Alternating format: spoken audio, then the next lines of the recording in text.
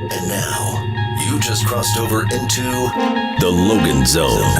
From ECU Pirate football to the whole college landscape to basically anything else that's on his mind, Coach Steve Logan's talking about it now. You don't coach at East Carolina. You don't come to East Carolina. You don't play at East Carolina with a weak heart. Tweet at Steve Logan Show with your takes or call 252-561-GAME for your spot in the Logan Zone. Brought to you by Bill Clark Homes, Greenville Utilities, and Bojangles.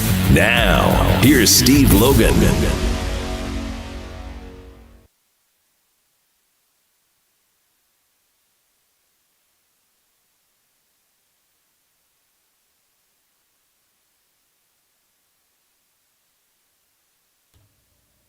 Welcome in, Week 15 edition of the Logan Zone here on 94.3 The Game and Talk 96.3. Philip Pilkington here alongside Steve Logan as we're back in our normal time slot and live this week. Before we toss it over to Coach Logan, we do want to thank Greenville Utilities. Even though Greenville Utilities has a reliability rate of more than 99.99%, sometimes outages happen. Just like in football, you need a plan for what to do just in case. Right now, grab your cell phone, open the contacts list, and add GUC's emergency hotline as a contact. Here's the number to use, 1-855-767-2482. That's 855-SOS-2-GUC. Plan on using that instead of fumbling around when the lights go out. Now we're going to toss it over to the host of the Logan Zone, Coach Steve Logan. How's it going, Coach, in this Week 15 edition of the show?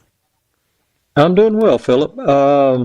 Been a good Thanksgiving. I know that, we left the Pirates kind of hanging in midair with their journey down to University of San Antonio, which turned out to be the just what people were talking about. It was an amazing game to watch. The way that San Antonio, kind of a 5-5 football team, looked like world beaters, and the Pirates just never got up off the carpet. I know that was a tough deal, and a lot of people were talking about that. But I've coached long enough to know that you just don't know what you're going to get coming out of the locker room, particularly in college athletics. And I've had lots and lots of people ask me about the difference between coaching in college and coaching at the professional level, and that, my friend, is one of them. I spent 8 years at some sort of professional level of football, and never once, and I mean never one time, did I come out of the locker room in a professional football game and have a team just not show up. But it has happened to me multiple times at the collegiate level, and it's happened to everybody that's coached college football. So it happened to the Pirates last week, or 2 weeks ago, I should say. And but they bounced back, had a good win over FAU, and an 8-win season anywhere is a good season. And just across the landscape, it's been real interesting. The Dave Dorn drama over at North Carolina State. Dave did exactly what I thought he would do, and what North Carolina State would do, which is win a couple of those games down the stretch, win the North Carolina game convincingly, I might add. And Coach Dorn will be back for his 14th season next year, they've announced, which is, in my opinion, the proper thing to do. Duke, your favorite football team, Duke, is playing through an incredible series of events as a 7-5 football team, but 6-2, I believe, in the ACC conference, playing for the conference championship against the University of Virginia. And should they win that, all hell will certainly break loose with regards to the college football playoff. And we're going to take a look at all that here in a minute. And the other thing, we didn't mention all year long, I had assumed, incorrectly so, that Wake Forest was going to be in for a really messy football season, but thanks to the portal and thanks to nabbing a quarterback, it's always the quarterback, right? Wake Forest comes in with an 8-4 football team, I believe, at the end of the year. So, by and large, across the state of North Carolina, it was a pretty productive football season for almost every school. And so we're headed to the bowl games, which is going to bring its own set of drama. And So in the meantime, Philip, it was National Signing Day, which that's a different animal than it used to be when I was coaching at the collegiate level 15 years ago. So give us a quick report on the Pirate National Signing Day. And, of course, everybody usually puts out in their press release that they're happy as they could be with who they got, and I would assume that's the same for the Pirates, but little insight there? Yeah, so, Coach, I think the big thing, they addressed the offensive line and they addressed defense, and particularly the linebacker room. Handful of linebackers coming in, few defensive backs. Interesting, 5 offensive linemen coming, Coach, 4 of those from the high school ranks, 1 from the junior college ranks. They did add a quarterback this year. Not a lot when it comes to no running backs, actually. Not a lot when it comes to the receivers. They are very high on the class that came in prior to this one, and as it results to that receiving room, there were a few kids that were going to be true freshmen this past year. They got nicked up in the preseason, and just, it was a deep receiver room. So offensive skill position, not as much, but there's places really tough to get offensive line, and in defense, they really did a good job with. And, Coach, one of the things I was going to kind of just ask you to build off here, 5 offensive linemen in one class sounds like a lot, but it seems like that might be the lowest percentage of position that you seem to hit on, and that's not an East Carolina problem. I think it's just a college football problem. Am I wrong on that? It seems like if you bring in 5, 6 young men, maybe you hit on 2 per year if things go well? Well, I can just share this with you. Back in the day when we would sign 25 or attempt to sign 25 football players in each class, here's a way that it would shake out, and I'm going to get back to the offensive line in a second. By the time I signed 25 football players and we ended the first year, at the end of that first year at East Carolina, the 25 would have gone to about 23. There would have been 2 to 3, 4 young men that would have figured out, what, college football is not what I want to do. It's not what I thought it would be. I don't like it, and I'm out of here. Well, now you go into what would then be their freshman year. The redshirt year is 1 year, then you go to the redshirt freshman year. At the end of that, the 25 becomes, 21, 20, 19. And down the road we go through the years, your redshirt sophomore, junior. By the time you get to your senior year, that 25 would be at East Carolina in that environment. It would have been down to about 13 to 14 players would still be in the program. And what makes it worse, out of the 13 to 14 that were still left, about 8 of them would be starting for me. That was the normal churn of the roster before the portal and transfer and free agency and all this other stuff that's hit. Now, back to your question about the offensive line. A couple of things came to mind when you mentioned offensive line. In my tenure at East Carolina, I was there a total of 13 years, I think, as an assistant and a head coach. And I'm just using that as one laboratory. I could speak to Mississippi State, Colorado, Oklahoma State, or all the other places that I coached. I can tell you that one time in 13 years at East Carolina did I sign an offensive lineman out of high school that came in and started for me as a true freshman. It was a young man from the Washington, D.C. area. I remember his name. And highly recruited kid that we got. And he did come in and he started for me his entire freshman year. And then curiously enough, he left the program and transferred down. He was desperately homesick, went back to the D.C. area and played small college football for the rest of his career. But the point I'm making is, for East Carolina to sign, what did you say, 4 or 5 offensive linemen? 5, yeah. 5. That tells you that their roster, looking forward, the head coach has determined, we better restock that shelf, understanding that probably and almost guaranteed none of those kids will start next year. So you got to put them in the weight room. You got to take them out to spring ball and introduce them to much, much, much more complex schemes than they've ever been exposed to. Pass protections, run game, it's almost an overwhelming task to take a high school offensive lineman and begin to teach them how to play college football. And then, of course, it goes up from there. I've seen the journey from college to pro. and it's not quite as dramatic from college to pro. I'm talking scheme-wise, but from high school to college, it's a big jump. So, East Carolina's trying to restock that shelf. If you're looking for immediate help, you did say that one junior college offensive lineman was signed into that group. Is that true? Yes. Well, they're expecting, and they're almost going to have to demand that kid's got to come in and start.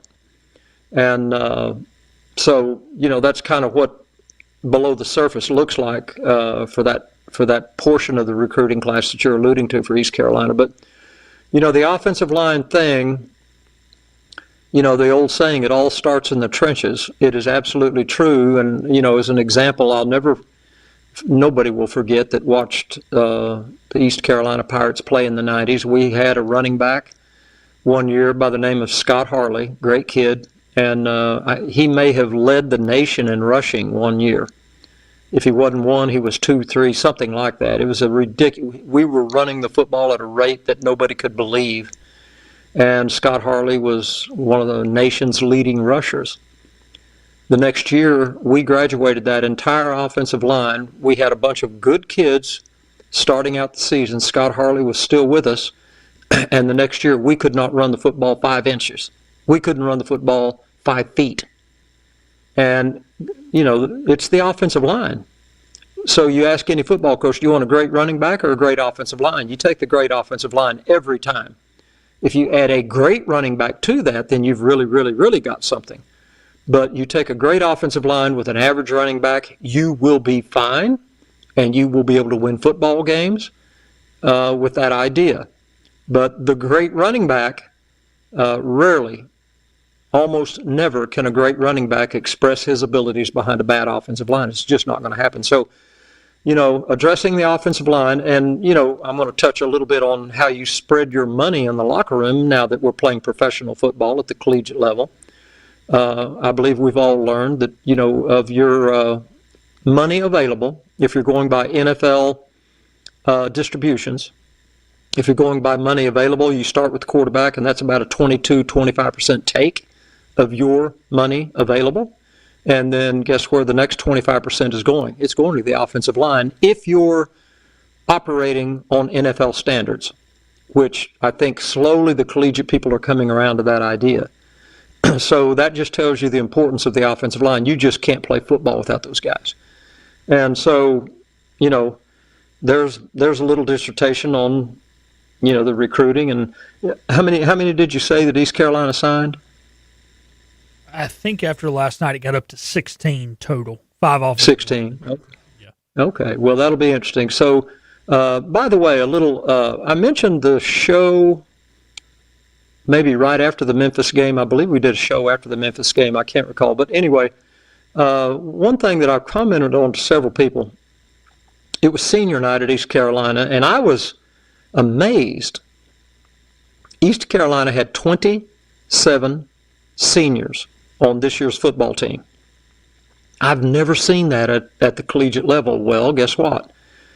Over the last 4 to 5 years, with the sea change that has taken place at the collegiate level and how football rosters are put together with the portal and free agency and all this other stuff that's taken place, I was amazed to see 27 seniors come out for East Carolina. And then I was talking to a friend of mine whose son is the director of football operations at the University of Virginia. This is an ACC school getting ready to play for the championship. They had senior night. You know how many seniors that the University of Virginia has on that football team? 48. 48 seniors on the University of Virginia's football team that's getting ready to play for the ACC championship. So here again, these are things that when I was coaching at the collegiate level, this is different. And, I'm only observing. I'm not really commenting on it. But it's obvious to me that, the new day and the new age, there's a whole lot of these one-year wonders that you've got to sign out of the portal and continue to restock your roster.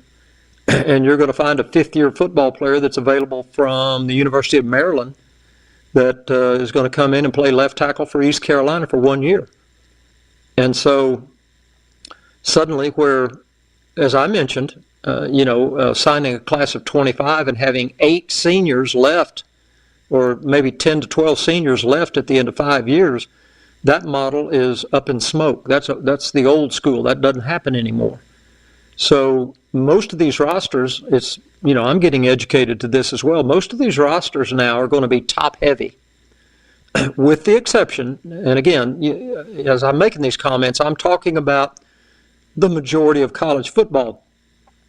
I'm excluding on purpose the blue bloods are the blue bloods.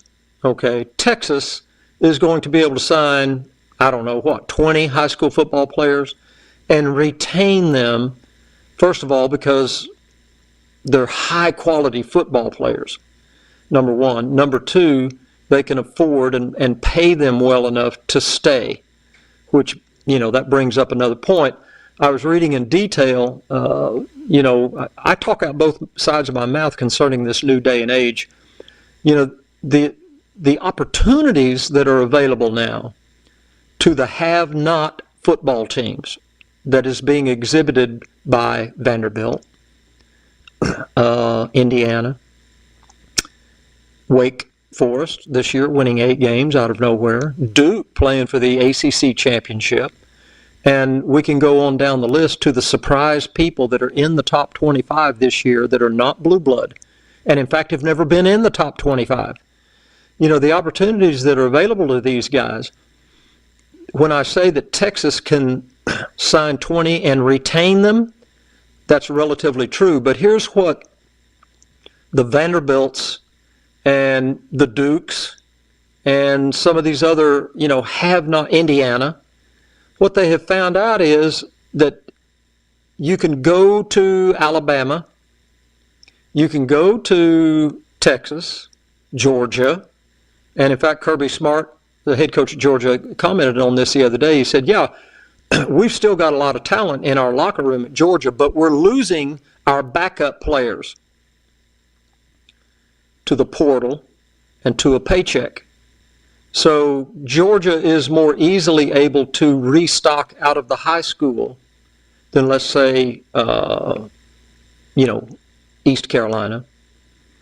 But the point is that Vanderbilt and Clark Lee, the head coach at Vanderbilt, just the other day I was listening to him, and he said, it dawned on us that with this portal thing, maybe I still couldn't get the top player to come to Vanderbilt, but I could get Alabama's backup player to come to Vanderbilt. And that was the big change that occurred at Vanderbilt. And Indiana, and Kurt Signetti commented much the same direction, that, the portal idea is, who you want. If you're at Indiana, you want Ohio State's backup left guard to start for you at Indiana. And he's fully capable of doing that. And so this is where, if I have a son that's sitting on the bench at the University of Texas and SMU, there's another example. Where was SMU 4 years ago?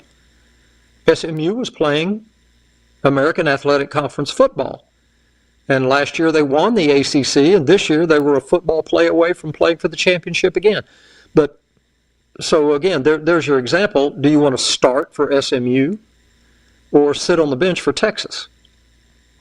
So the ripple effect and the fleshing out of this free agency new wave football, which I've got an entire dissertation I'm going to get to. We're going to have Jim Zoki come on the program here pretty quick, and we'll talk some more East Carolina and some suddenly very interesting Panther football. But I've got a whole, for those of you driving home and listening right now, I've got about 5 or 6 bullet points of severe problems that college football is facing right now. And I've got some remedies that are coming into focus. They're coming into focus basically from the NFL. College football is going to have to begin to behave like the NFL in a lot of areas, or you're going to have more and more chaos unfold to the point that it becomes somewhat unmanageable. And I'm going to close this segment, and we're going to take a little break here in a minute. But a good friend of mine was the interim head coach at the University of Alabama, Birmingham, just this past week. He left Birmingham to go play Tulsa University, minus 39 scholarship football players who opted out of the game. They simply didn't want to play the last game of the season against the University of Tulsa. Now, UAB went to Tulsa and beat them. I don't know how, but they did it. But this is another manifestation of the free agency. And when we come back from break, we'll talk with Jim Szoke. But after we talk with Jim... He just got named the head coach. Morton, you talking about Alex Mortensen? Alex, was he just named the head coach? He was named officially. They dropped the interim tag. Yep. Breaking news. Well, that's fantastic for him because he's earned it. And this young man was my wide receiver coach in the Birmingham franchise of what has become the XFL or the UFL, whatever you want to call that thing. And just he was Nick Saban's analyst. He was a offensive analyst and quarterback coach. Not officially, but he was basically the quarterback coach at Alabama for about, I think the last 5 or 6 years. He coached Bryce Young. He coached Tua, whatever. Give me Tua's last name one time, Philip. Tagovailoa. Good. I'm glad you could say it because I never could. So anyway, he coached all those guys, and he went to the University of Alabama, Birmingham, as the offensive coordinator under Trent Dilfer, and they've done the right thing in elevating. That's a good hire for everybody. So. But anyway, there's a boatload of problems at the collegiate level, and I've got a few things for everybody to consider. And so we'll get back to that. We're going to take a little break, and we'll come back. We'll have Jim Szoke on the line, and we'll talk a little bit more East Carolina and some Pirate football. Y'all stay with us. We will be right back.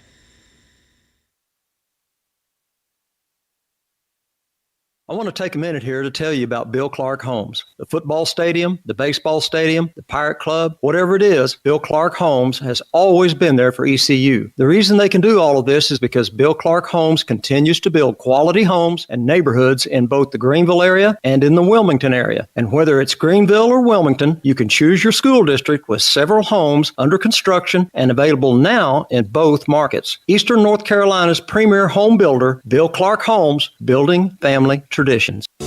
With all the changes and confusion around Medicare, it's easy to feel stressed and overwhelmed. But at Flatlands Jessup, we're here to make things simpler. Don't panic. Our licensed and dedicated team is ready to sit down with you, explain your options in easy-to-understand language, and help you find the right coverage to fit your unique needs. No more guesswork, no more stress, just a peace of mind that comes from knowing you've made the right decision with the help of local people you trust. Flatlands Jessup, your whole world covered. Have you been to Jaggers on Memorial Drive yet? I'm a regular at Jaggers, and let me tell you, if you want fresh, not frozen, you need to come to Jaggers. Burgers, chicken sandwiches, all sorts of salads, and the shoestring fries. Oh, I love those shoestring fries. My favorite is the Berry Fresh Grilled Chicken Salad, one of the best salads I've ever had. My grandkids love the burgers and fries and the chicken tenders with the awesome honey mustard and ranch. Everything is fresh at Jaggers. They don't cut any corners. Jaggers on Memorial Drive in Greenville. Also now open in Fayetteville. Honda's Holiday Elf Squad has been working overtime to deliver more gifts with more Honda Go. And during Honda's Gifts That Go sales event, you can get bonus bucks and low-rate financing on select Honda models. For family, friends, or yourself, 'tis the season to bring home some real holiday fun. Hurry into Ron Ayers Motorsports, Memorial Drive, north of the airport, Greenville, today. The Honda Gifts That Go sales event ends 12/31. For your safety, read the owner's manual and wear a helmet and eye protection. Always wear your seatbelt and close the side nets and doors when operating a side-by-side. Honda side-by-sides and ATVs are for riders 16 and older. Hey folks, this is Coach Steve Logan for Walton Academy and Children's World Learning Centers. I've known the Walton family for years. In fact, I coached Chad and Blake Walton in Pee Wee years ago. Walton Academy is a K-8 private school in Greenville on Arlington Boulevard. They also operate 4 Children's World Learning Centers across the city. The Waltons believe school should be a place where kids feel inspired, supported, and excited to learn. I promise you that if the Waltons put their name on something, it's done with heart, purpose, and excellence. Jeff Stein here at Brownwood Buick GMC, home of the lifetime powertrain warranty. For Cadillac, we got the XT5, plenty in stock, $5,000 off. For Mazda, we have the Mazda 3, 2.9%, the CX-70, $440 a month lease special, the CX-50, $339 a month with only $29.95 down. We've also got Tom Brown's favorite tagline, 4 brands, 3 generations, 2 rooftops, and 1 goal to make sure you leave a happy customer. Coach Logan's in the zone. And now, so are you. Back into the Logan Zone. Brought to you by Bill Clark Homes, Greenville Utilities, and Bojangles. On 94.3 The Game and Talk 96.3.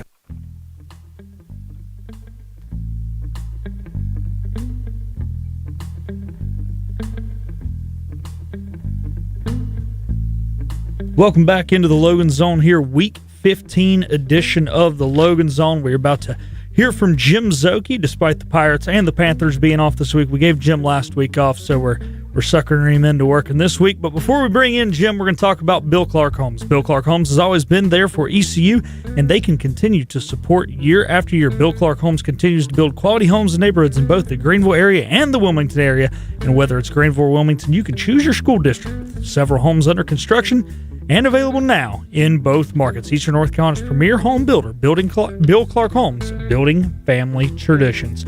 Now we're going to toss it back over to the host of the Logan Zone, Coach Steve Logan and Jim Szoke. Take it away, Coach. All right. Back in the Logan Zone. Mr. Szoke, are you with us, sir? Coach Logan, I'm right here. All right. Where are you hanging out about this time of day? You in Charlotte? I'm in Charlotte. I still have a regular Monday through Friday radio morning show, so even though there's no football in my weekend, I still have the weekday work. All right. Good deal, man. Well, just a real quick look back. You were front row for the ambush down at the San Antonio Dome of the Pirates, and I watched the game.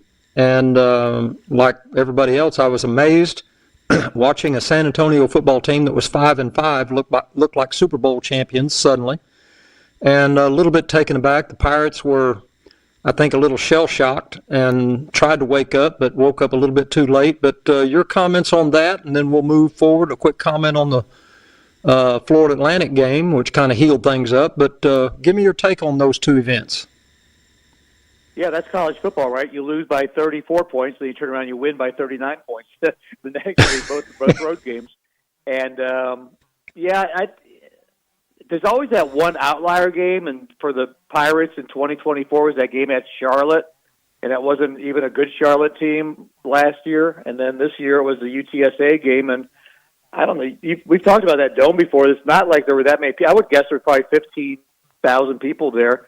They do seem to amplify the noise there, but even that, I don't think it's any of that. You're just playing football, so I just don't think we played well that day, and it's a rare time where the defense wasn't at the top of their game. They've been so good all year, and I think you've probably run into this, Coach, during your times. There are certain teams that just match up better against other teams, and just with that quick passing game and with kind of building that team to be on that fast track of being in the dome, I think it makes a difference. And talking to the coaches afterwards, I think there is something about being indoors and being in a dome when you're not used to it. When you're maybe playing in the SEC or somewhere else, you're used to going into domes and playing in certain places.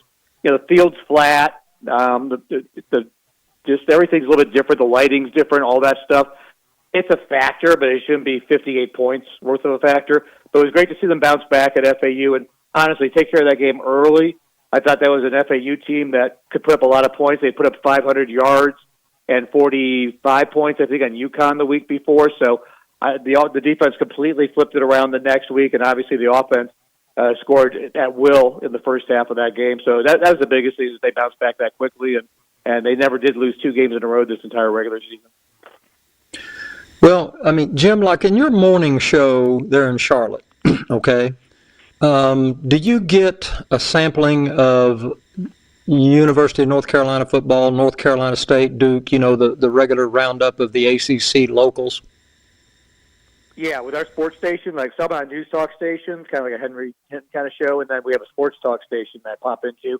And for the sports talk one, yeah, being in Charlotte, like we're like the hub of all of it. Clemson, South Carolina, ECU, you name it. There's everything represented on these stations. Well, give me a flavor. I have kept track, and I've there's a large North Carolina State audience that listens to this show. There's a lot of North Carolina State people in eastern North Carolina, and I've watched the North Carolina State journey. I know I'm shifting gears on you a little bit here, but what was the there was a lot of angst and toxicity around the Dave Doeren deal when they were sitting at 4-4, and I predicted accurately that Dave Doeren was going to do what Dave Doeren does, and that was going to be, win a game he probably shouldn't, and then come around and beat North Carolina, and here we are at 7-5, and a chance to be 8-5 and a rock solid, season, good season, good football team, and a well-coached football team, which I think Dave Doeren is a rock solid football coach, and he had an upside-down football team from Dave Doeren standards because he had the quarterback, he had a pretty good perimeter offense, a decent offensive line, and a horrific defense. And but he ended up managing that really well. But what was the flavor of the North Carolina State stuff coming your way in Charlotte? After they beat North Carolina, to your point, that kind of solidified it. So I think kind of the overall sentiment of the ones we got was, well, there you go. Dave Doeren just did just enough to keep his job another year. And I don't think they're upset about it either. I think they're just kind of like, it's just did enough. If he had gone, sub 500 like he ended up last year with that bowl loss to ECU and gone 6-7, something like that, I think you could make the case. But I think in today's college football climate, I don't know what they would get that would be better. I mean, it's a kind of unknown. But at least with Dave Doeren, you know what you're getting, and you're going to be competitive, and you're going to have a chance. And I thought they did play, like to your point, I thought they'd be more dynamic offensively, and so maybe we overrated some of their skill position guys, and that happens sometimes too. Because going into the season, Texas was ranked 1 and Penn State was ranked 2. Well, that was not right. So maybe we just thought NC State's skill position players were going to be more talented than they turned out to be, and we overhyped them a little bit. So maybe it wasn't, quite what they thought. But anyway, I thought, to your point, the defense was the biggest surprise that it wasn't better than what it was. Well, along the lines of what you just spoke to, you're talking about preseason, somewhere in my stack of things that I run off each week that I find interesting, and of course I never can find them when I want to find them, but I had in front of me at some point the top 25 this year in the preseason, okay? And, here we go. To your point about preseason, used to the preseason magazine, whatever one you want to pick, it had a kernel of truth to it, but over the last 3 years, with total free agency available now at the collegiate level, here are the people that were in the top 25 that are no longer in the top 25 this year. Penn State number 2, Clemson number 4, LSU number 9, Arizona State number 11, Illinois number 12, South Carolina was number 13 preseason, Florida 15, SMU 16, Kansas State 17, Iowa State 22, Tennessee 24, Boise State 25. Those people were in the preseason top 25. The point I'm making about that, and the reason I saved it for this show and sprung it on you by accident, was that you don't need to spend any more money on the preseason magazines. What do you think? No. Yeah, there's no way. And to the American Conference's credit, they didn't have an official preseason American Conference poll. There was an unofficial one, but there wasn't like a sanctioned, here, everybody come vote on it kind of thing. Because in today's football, there's just no way of knowing. And you just named a bunch of schools that not only lost, but fired their coaches, and they were ranked top 5 and top 10 in some of those cases. I mean, it's just a waste of time. And you shouldn't do it because then you have to move them around from where you start them. That's my biggest issue with it. I get the hype and creating some excitement about the season and giving folks an idea about the Week 1 matchups. But by human nature, when you rank them, you don't want to drop 1 to 20. Like Penn State, you couldn't drop them from 2 to out of the top 25. at some point. It had to be a gradual thing. So I think it's unfair that it takes so long, and by the end, yeah, maybe you get to where you want to be, but it kind of takes away from teams in the beginning and the middle of the season that should be higher ranked up, but they just haven't had national eyeballs and media attention on them yet. Well, I'll tell you that moving forward, the only thing that these magazines are really going to do now that you take a look at it, okay, you absolutely don't want to be ranked preseason top 25. All it's really going to do is get you fired if you don't perform up to standards from a bunch of people that have no idea what they're talking about. Penn State got fired. LSU got fired. South Carolina fired everybody except the head coach. Florida fired their head coach. And that's just a sampling of the ones that fell out of the top 25. So anyway, along those lines, as we, and I'm jumping around on you here, a couple of things that I noticed. The Memphis game that you called the Memphis East Carolina game, and I may have mentioned this to you. I was shocked. It was senior night, and I mentioned this earlier in the show. I was shocked when they had senior night at East Carolina, and they had 27 seniors. 27. I've never had a college football team with 27. I've had one college football team with 20 seniors, one, in 34 years of college coaching. Okay? So that shocked me. Well, then a friend of mine's son is the director of football operations, the general manager, so to speak, at the University of Virginia. The University of Virginia had their senior night last week. Do you know how many seniors were on the University of Virginia's football team? 48. 48. And so, once again, this tectonic shift that's taken place, that's going to become the norm, obviously, which is speaking to how in the world are you going to tell me preseason what's getting ready to happen? You got no idea because of this massive free agent shuffle that's taking place, and used to where coaches would manage their roster from the bottom up, which the Blue Bloods are still doing.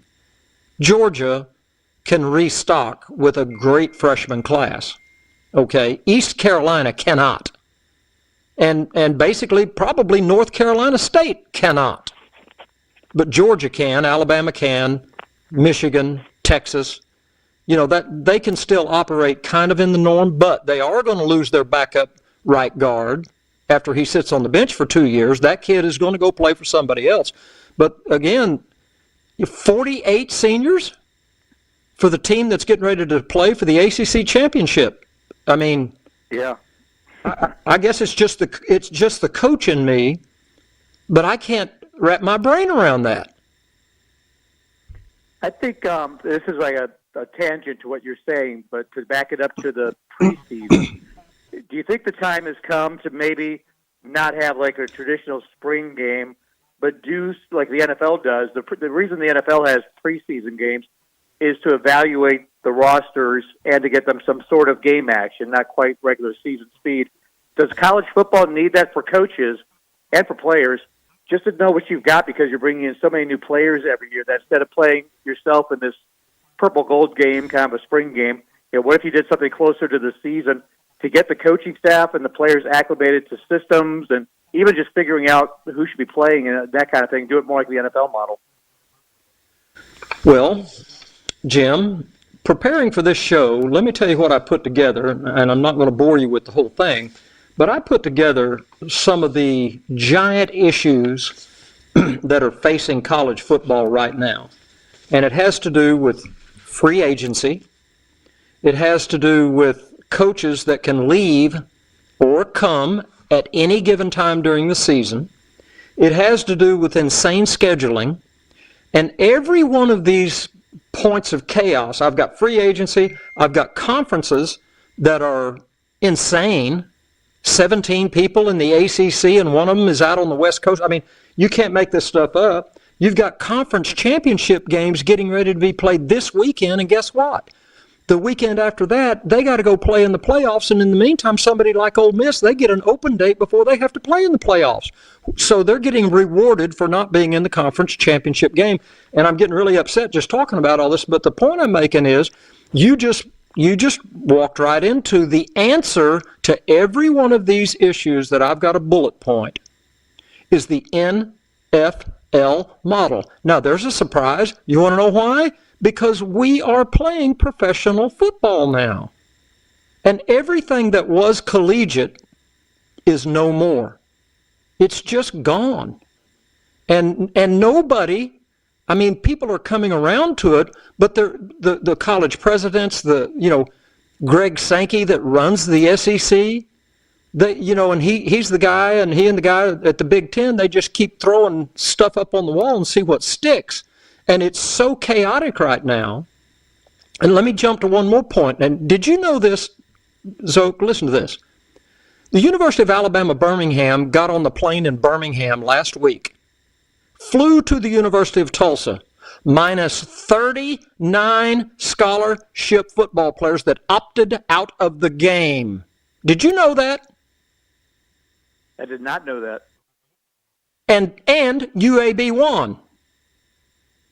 39 players did not get on the plane. They just didn't want to play the game. Why? Because they're already in the portal. They don't want to turn their ankle. And so this whole thing, I've got the answer to that. In the NFL, okay, let's say there's 17 games, okay, and Zoki plays wide receiver for me, and you get $170,000 a year to play wide receiver for me. I'm using that for arithmetic purposes. There's 17 games. You get a check every Wednesday morning for $10,000 for the game you played that previous Sunday. That's the way you're paid in the NFL. So I got news for these college guys.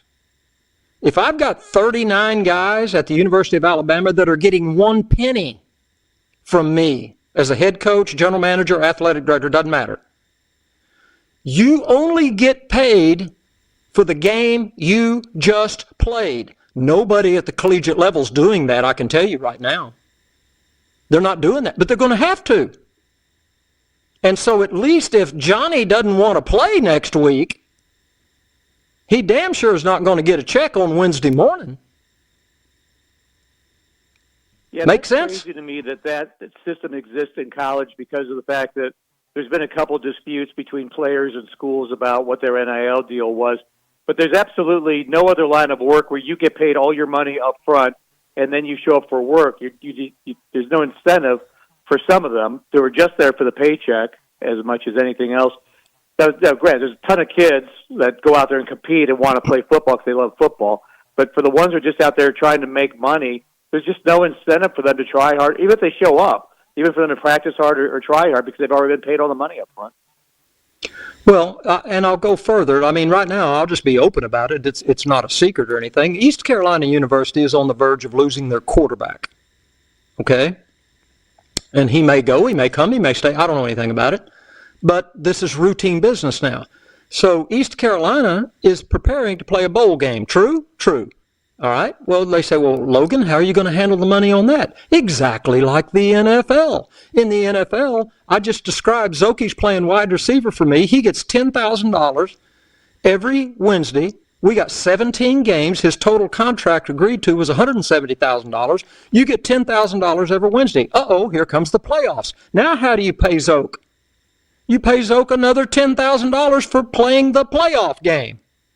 You pay the quarterback at East Carolina who suddenly doesn't know if he wants to play the bowl game because he's already got a chance to go somewhere else. You at least make him decide.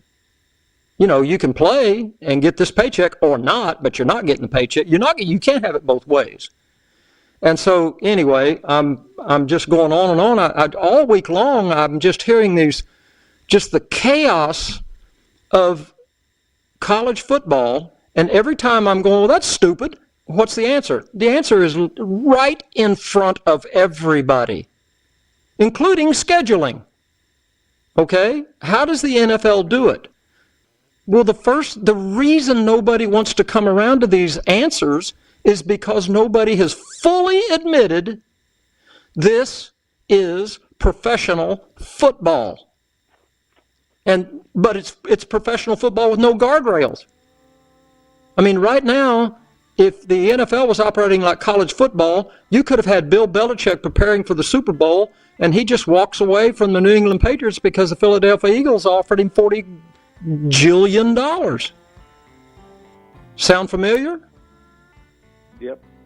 That's That's the problem with these college coaches, too. Their contracts, they don't mean anything. I mean, they all have these contracts that go into the 2030s, but they don't mean anything. They're just there because that's supposed to make people think there's stability and the coach is going to be around. But we all know that's not the case with those contracts. Like, none of them are worth the paper they're written on. Well, look, we burned up all of our Panther time. I hear the Blues creeping in on me. But look, the Panthers have become highly interesting and entertaining, to say the least. I know they got an open date coming up real quick. They've got 3 games left. They have to at least split the Tampa Bay games, true? And if they do that, where does it sit playoff-wise? Real quick. Yeah, no, they got 4 games left. They got at New Orleans out of the break, and they got 2 with Tampa and 1 with Seattle. I think, if they split those 2 games with Tampa, they're half a game behind them right now. Beat New Orleans, I think they're in real good shape to be able to get all the way to the top of the NFC South. Well, it's been real interesting to watch them play, and they're highly schizophrenic, which makes it even more entertaining. And I'm rooting for them. I just want you to know that. I'm rooting for you too, man. I appreciate you coming in and listening to me bitch for about 30 minutes. What do you think? I think you got all the right ideas. We need to make you the commissioner of college football. Nobody's listening to me. All right. Zoke, I appreciate you coming in, man. We'll check with you next week, all right? You got it, Steve. See ya. All right. Jim Zoke, Pirates and Panthers. A whole bunch of college football there, but one of the good guys. Appreciate him coming on. All right, we're going to take a quick break, and we will come back with a kind of a short segment, but we will be ready to receive any and all phone calls at 252-561-4263, or you can hit me with a tweet at Steve Logan Show. We'll take a break. Be right back.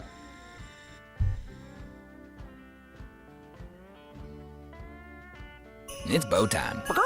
'Tis the season for food and family, but thanks to Bojangles, you don't have to spend hours in the kitchen when loved ones come home for the holidays. Set down the spatula and put away the mixing bowls, because this holiday season, Bojangles is ready to help you celebrate with all your family favorites like Chicken Supreme, Cajun Filet Biscuits, or a big bow box of hand-breaded chicken, scratch-made biscuits, and fixins for the whole family. We'll make the food so you can focus on making memories. Head to Bojangles and gift yourself a taste of home. It's bow time. Remember the days when you could go to your favorite butcher shop and get your pork chops or steaks cut just the way you like them? Well, you still can. Acre Station Meat Farm on Highway 32 in Pinetown, north of Washington, is Eastern Carolina's traditional butcher shop. Acre Station is where you can get your order cut the way you want it. The best sausage, bacon, and pork chops and steaks you'll ever taste. The short trip to Acre Station is worth the drive. At Acre Station, you just get that good, friendly service you just can't find anymore. I guarantee it's the best sausage and bacon you'll ever eat. Hey, Pirate fans, take a trip, consolidate debt, update your home. Whatever you're planning, a personal loan up to $5,000 can help. Coach Logan here from my friends at National Finance Company. With NFC, you can get cash now. Loans up to $5,000, same-day cash, and fixed monthly payments. If you need to borrow money, trust the company that has been helping Carolinians for more than 50 years. National Finance Company. Apply at any of their 24 North Carolina locations or at nfcmoney.com. At CCS Equipment Sales, we're proud to be your one-stop certified Takeuchi construction equipment dealer. Our knowledgeable staff is dedicated to building lasting relationships by providing solutions to your needs for new or used equipment, rentals, parts, and service. Our inventory includes Takeuchi excavators, track loaders, wheel loaders, along with a wide range of attachment options. In Ayden, Angier, or Youngsville, or check us out online at ccsequipment.com. And remember, at CCS Equipment, we believe we succeed when you succeed. Hey folks, Steve Logan here. Hot or cold, Wilson Roads Heating and Air Conditioning has been in the keeping you comfortable business since 1961 on Hooker Road in Greenville. Steve Rhodes, second generation, gives each customer a 100% satisfaction guarantee. Wilson Roads is an independent trained comfort specialist dealer specializing in new installations, home replacements, and service agreements on all makes and models. Go online at wilsonroads.com and finance up to 60 months on qualifying equipment. Hot or cold, get the job done right. Wilson Roads, you'll be comfortable in no time. Need Need to insure a boat in Edenton, a business in Elizabeth City, a car in Greenville? How about a farm truck in Mount Olive or a home on the Outer Banks? Weatherly Insurance Agency, an independent insurance agency with 6 locations in eastern North Carolina, is here to help. Weatherly Insurance Agency has agents you can get to know because they're your neighbors and live in your town. Call today, 252-756-9900, or on the web at weatherlyinsurance.com. From the Outer Banks to the Inner Banks, Weatherly Insurance has you covered. Coach Logan's in the zone. And now, so are you. Back into the Logan Zone. Brought to you by Bill Clark Homes, Greenville Utilities, and Bojangles. On 94.3 The Game and Talk 96.3.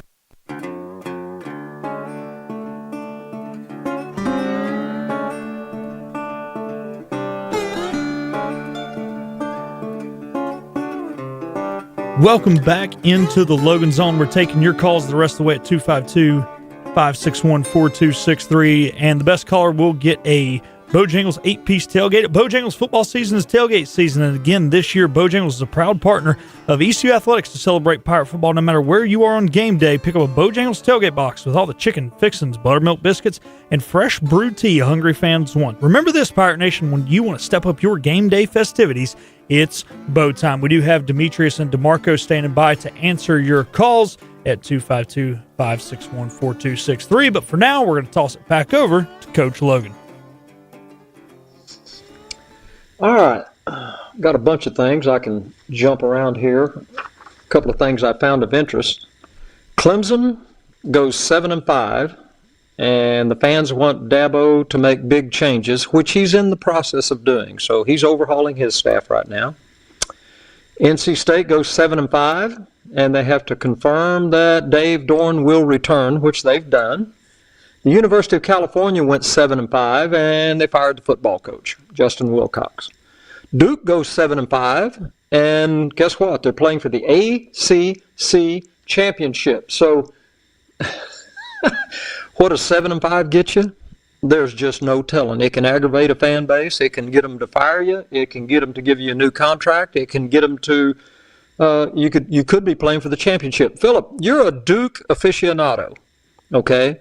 And we've got a couple of minutes here. I want you to tell the audience what you told me as we were preparing for the show. If Duke wins this game against Virginia, they're the ACC champs, but not necessarily going to the playoffs. So just give that scenario to the fans, because I find this is more the chaos and stupidity that we're dealing with right now. Yeah, Coach, it is. So, obviously Duke and Virginia play. If Virginia wins, Virginia will represent the Atlantic Coast Conference in the college football playoff. Duke does have a path, and that is if Troy defeats JMU and Boise State defeats UNLV. Now, the committee has not come out and said what I just said will happen, but I do want to inform people. If Troy wins, they will be 9-4. If Boise wins, same scenario, 9-4. I do not see a 4-loss team coming out of the Sun Belt or a 4-loss team coming out of the Mountain West over a 5-loss Duke team who, Coach, has 1 loss against a team with 8 wins, 2 losses against teams with 9 wins, and 2 losses against teams with 10 wins. Now, there is CUSA in here and the MAC, but both of those conferences have teams that are going to at least have 3 losses as well. Those are the lower 2 conferences in all of college football. Again, Duke not guaranteed if this happens, but if Troy wins, if Boise State wins, Duke stands a chance. If Duke wins, though, JMU wins, they're automatically in. That has been said by the college football playoff community when they ranked the Dukes number 25 in the country. Also, same scenario probably with UNLV just because they're 10-2, but we're not 100% sure. UNLV could get jumped by Duke. Not 100% sure how that'll go, but JMU guaranteed to get in over Duke if they win the Sun Belt and Duke wins the ACC. Well, let me tell you what'll happen. I'm not very smart, but I can tell you, I am an observer of human nature. If Duke is left out, if the ACC champion is left out of the championship and it opens the door for JMU, that would enter JMU and an American Athletic Conference in North Texas is automatically guaranteed to get in because they're both right. Okay. Well, I can tell you right now what will happen. soon and very soon, that Greg Sankey cabal, the SEC commissioner, they will eliminate that slot for a G5 as fast as, and they already want to do that. They don't like this idea. It's turning out to bite them in the rear end, because you could have JMU and Tulane in the college football playoffs, and a team like the University of Texas at 9-3 sitting at home. That's stupid.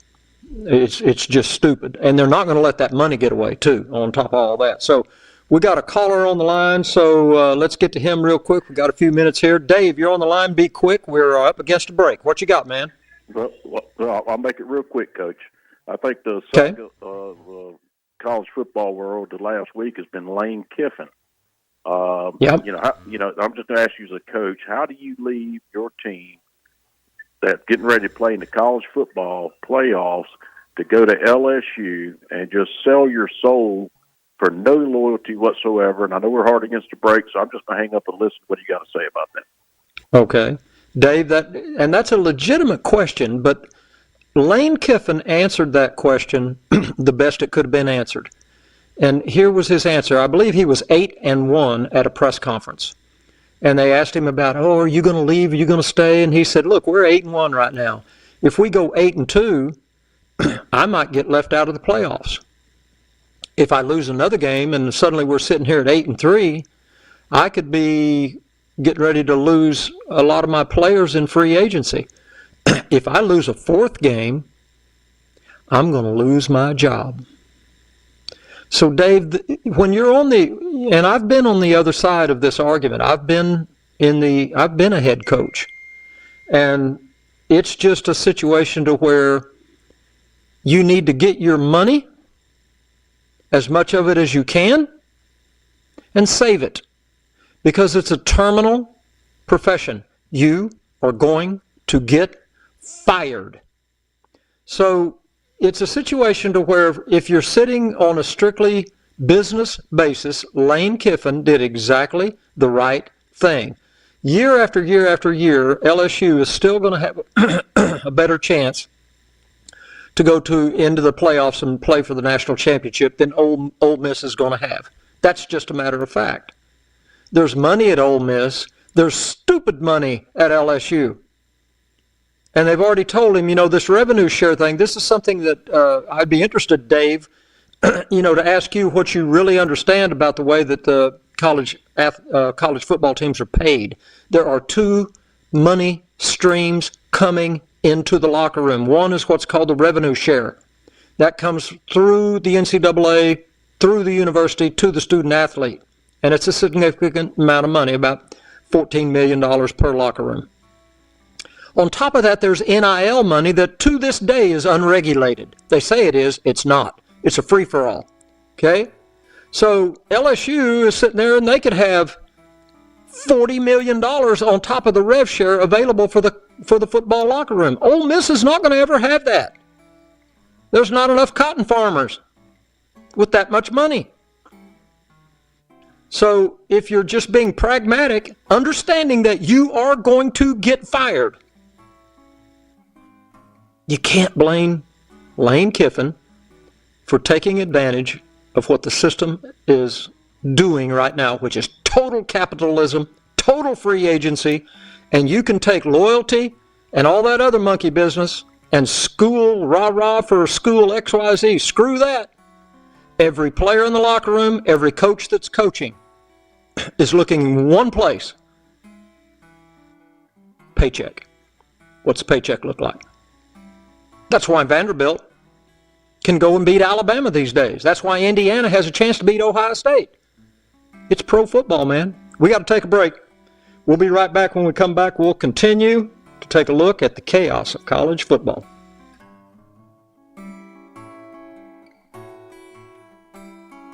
Looking for outdoor storage? Maybe a she shed, man cave, tiny home, or greenhouse? If so, East Carolina Outdoor Products is your one-stop shop. East Carolina Outdoor Products has just opened 2 locations in Greenville, on Memorial Drive across from Ron Ayers and on Greenville Boulevard across from AccuLink. East Carolina Outdoor Products also custom builds right in your lot. East Carolina Outdoor Products is the only company in Eastern North Carolina that manufactures, delivers, and sells outdoor storage buildings. And they're pirates. 10 locations in Eastern North Carolina. The best burgers around. Everyone loves a thick, juicy, and fresh burger. Tiebreakers does real burgers better than anybody. And don't forget about the cheese sticks, fresh salads, and more. So don't just go to any burger-themed restaurant chain. It's time to break the chain and eat local. Tiebreakers, burgers and sports at its best. Go Pirates! Arrgh! Medlin Chevrolet is your trusted Ayden dealership. Medlin Chevrolet has made their home in Ayden, serving Pitt, Lenoir, and surrounding areas for 7 years. We're growing. Now under construction is our brand new service facility to serve you even better. Try our service department for your work trucks, fleet, and personal vehicles, and you'll be with us for life. Our staff are courteous, service-minded professionals that answer the phones themselves and walk you through your purchase or service journey. Find the perfect vehicle for your lifestyle today at Medlin Chevrolet, Monday through Saturday, Highway 11, Ayden. When making decisions on your insurance coverages to protect your most valuable assets, First State Insurance Advisors is here to help. When you choose First State, you are working with people you can trust right here in Eastern North Carolina. Clark Stallings and his team provide knowledgeable advice with excellent service. Whether you're protecting your family with life insurance, your home and auto with personal coverage, or your business with reliable commercial insurance, First State Insurance Advisors has you covered. We would be honored to become your trusted choice agency. Your roof has seen its better days. During a really hard rain, you get a leak. Call a roofing contractor, and before they look at it, they say you need a new roof. Well, maybe you do, or maybe it can be repaired and last for a few more years. Whichever the case, Langley Roofing will give you an honest assessment. Whether it's commercial or residential, Langley Contracting will get the job done with their own employees. That's why you get a 25-year warranty. Easy number to remember, 252-214-ROOF. That's 214-ROOF. Langley Contracting, 214-ROOF. I remember this little girl, hearing her parents fighting, seeing them arguing, feeling every emotion of fear, sadness, even guilt. I remember her because she was me, and she still is. I'm Ashley Nicole Russell, and I know firsthand that divorce can have a lifelong impact on a child. And when attorneys put their own interests first, it only tears families further apart. That's why I grew up to become an attorney who focuses on common ground, peaceful divorce for the whole family. Contact us at michaelandrussell.com and anrlaw.com today. This is WRHD, Farmville, Greenville. Powered by the Ritchie Law Firm Injury Lawyers. Ritchie Law is on top of it. Go to ritchielaw.com. That's ritchielaw.com. Coach Logan's in the zone. And now, so are you. Back into the Logan Zone. Brought to you by Bill Clark Homes, Greenville Utilities, and Bojangles. On 94.3 The Game and Talk 96.3.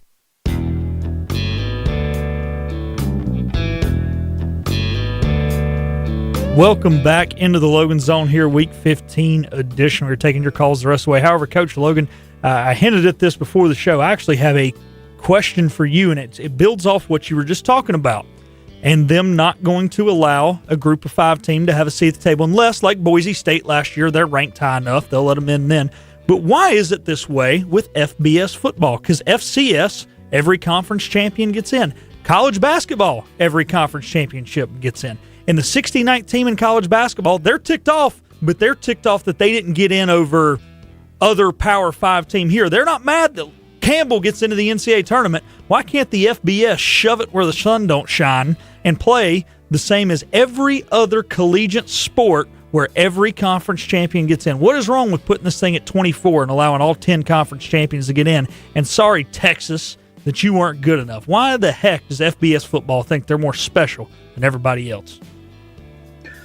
And you sound just like Steve Logan for the last 30 years. I used to say this over and over when I was coaching at the collegiate level. The most uneven playing field ever invented in sport is college football. And I don't, just like you're saying, 1AA football, people call it FCS now, but back in my day it was called 1AA football.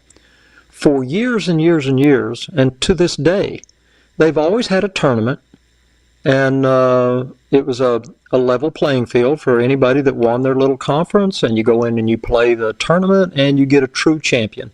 They've been doing that forever. The hiccup for Division I was always the bowl games.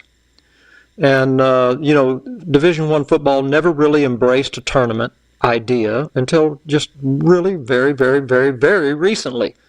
So, the idea was, growing up, when I was younger, is that you would play your football season, and if you had a good season, it was a reward for the coaches and the team to go to the Orange Bowl. It used to, when I was growing up, there were 5 bowls, and I think I can almost remember them. It was the Orange Bowl, Sugar Bowl, Rose Bowl, Gator Bowl, Bluebonnet.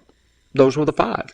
Peach, right? And if you were really good, what's that? Was the Peach pretty new, or is that one of the original? The Peach Bowl is a fairly new addition. Okay, it was not one of the original 5. But the point is that you could go. The University of Nebraska, let's say, gets to go to Miami, Florida, for a week, and then play a football game that was relatively meaningless. It was just fun to watch, and it was highly competitive, but it wasn't deciding anything necessarily. It was a good game to watch. Okay, the Liberty Bowl was one of the original bowls back in the day. Well, guess what? You get to go to Memphis. Well, Memphis is a cool town. You got Beale Street and all that stuff. And, the Rose Bowl, for crying out loud, you get to go to wherever that is, L.A. or, whatever that is, and all the entertainment that's available to you. They were attractive places to take your team to have a good time for a week and practice and play your game. Now, in the meantime, the bowl thing grew into an abortion, literally, okay, because you've got bowl games now in just pick a city. Any city, anywhere, that has really no attractive entertainment for the players, and it's not what you would call a go-to destination for a vacation, so to speak. And so, all of these bowl games came about, and then all of a sudden, well, let's have a college football playoff. Well, what do you do with bowl games? Well, the bowl games, as we know now, they're struggling. And the bowl games now are simply a Chamber of Commerce money grab, to try to get whatever fans might come to the Birmingham Bowl and spend $10,000, $20,000, out of the whole group.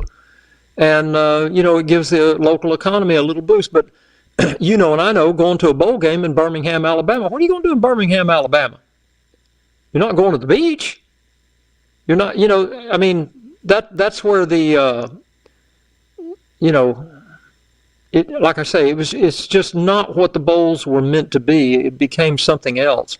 And so your question, why does Division I football behave differently? Well, they never had a tournament to begin with. The bowls began to creep in. And then when it came obvious, hey, let's have a tournament, well, what are you going to do with the bowls? And then they tried to integrate the bowls in with the tournament, and you now have the sloppy mess that you have now. And but I am like you, Philip. One of the things, like one of the really interesting tournaments each year for Steve Logan is the NCAA Division I baseball tournament. And I don't think it was more than 5-6 years ago. Was it Coastal Carolina won the national championship in baseball? Is that accurate? 2016. 2016. So all of a sudden it's been 10 years. That's how it gets when you get older. Things are going really fast. But the point is that, you say, well, Coastal can't win. They can't beat LSU and Ole Miss and Arkansas and Oklahoma in baseball. Well, they did. Why did they? Because you gave them a chance. But back to the college football playoff that we have now, I can tell you for a fact that I'll bet everything I got, maybe 3 years from now, for sure 5 years from now, there will not be a slot for the group of 5 to enter into the college football playoff. They're not going to do that. They're going to do away with it, and they're going to get rid of it for money purposes, and they're going to effectively make the group of five behave as a different level of football, which in all practicality they are now. And that's just the nature of the beast. So anyway, I don't think I'm too far from wrong on that. Okay, we got a caller on the line, and that would be Destry. Destry, what you got, man? Appreciate you calling. How you doing there, Coach? Good. Can you hear What you me? got, man? Yes, I can. What you got? A couple things. Remember way back when, in the 80s, there was a kid who shocked the guitar world, Stevie Ray Vaughan, with that Couldn't Stand the Weather album. Remember those days? I do. I have the album. There was another artist I wanted to see if you're familiar with that also made a lot of headlines, and I believe it was the same year, if not within a year. And the name of the album was Magic Touch by Stanley Jordan. Did that ever cross your ears? That did not. But now that you said it, I will immediately get on YouTube. And I want to say this to the audience. This music thing that I'm so attached to, I used to be able to come in here and bring my own blues collection and use it for lead-in and lead-out music, and the lawyers got involved, and I can no longer do that anymore. And so we have to use some kind of canned blues music, which it kind of broke my heart, to be honest with you. But Destry, I'm right there with you. There's nobody that's a bigger music fan in general and a blues fan in particular than I am. And I am sitting down here in my man cave currently, and I can turn my head and look over to a blues collection that is covering one wall. So, but I have not heard that artist, but I will write that down right now, and I'll pick that up and take a look at it. So I appreciate you calling in, man. Well, I believe he won a Grammy that year. I could be wrong. But it was kind of a flash in the pan. He had a very unique style where I believe it was kind of double tapping like Eddie Van Halen, but he's a jazz guitarist. And on that album, Magic Touch, he covered a variety of genres. We had everywhere from the Beatles to, I believe, some Hendrix, and it's just a really amazing album. And I'd be curious to get your feedback on what you thought on that, maybe next week or on your. Well, I will take a listen to it, and I appreciate you calling in, and I'll try to get back with you on that. But I'm always open to a new artist. I appreciate the call, Destry. All right, real quick, I want to, I've got a lot of things here. I'm going to try to get into these bullet points that I've put together just all week long. One thing after another would come up, and I would jot them down for this radio show. And just the insanity of what's going on with the college football arena. And let's start with bullet point number one. Right now, we are dealing with total free agency. Total free agency. Any player can pick up and leave and go anywhere he wants. And they can opt out of playing for the team they're on and still, in effect, get their NIL money or their revenue sharing money. And this is an unsustainable idea, total free agency. You just can't operate this way. You're doing it now, college football. But this is not going to be something that can be sustained. It's going to tear down the fabric of too many football teams. You're going to have teams go from championship caliber teams to, like Florida State, from 12-0 to 2-10. And these things are going to become eventually intolerable to fan bases, college administrators, and so it's just not sustainable. And again, I keep coming back. I say, well, what? How do you stop this free agency? And I mentioned it earlier talking to Jim Zokey. I'll explain this one more time. In the NFL, when I sign a player to play for me, there are 17 games during an NFL season. When you play a football game on Sunday, after that game comes Monday, Tuesday, Wednesday. On Wednesday morning, you are given your paycheck for playing the previous Sunday, and so on and so forth. So each football season, NFL football players receive 17 paychecks. So these guys that are general managers now for East Carolina, North Carolina State, it doesn't matter where you are. If you're a general manager there, you're going to have to begin to structure your payments exactly like the NFL. You can't give the starting quarterback $1 million to come play the season. And then at some point he decides, well, you know what, I want more money. This happened at the University of Tennessee. And the kid wanted more money. And Josh Heupel, the head coach, rightfully told the kid, hit the road. Well, that got into a lawsuit because they'd already given money to the quarterback. You can't do that. You're going to have to learn the NFL ways to at least put a little bit of a grip on this free agency idea, or players, as I've mentioned 2 times in this program already. University of Alabama Birmingham had 39 football players that decided they did not want to play the last game of the season for the University of Alabama Birmingham.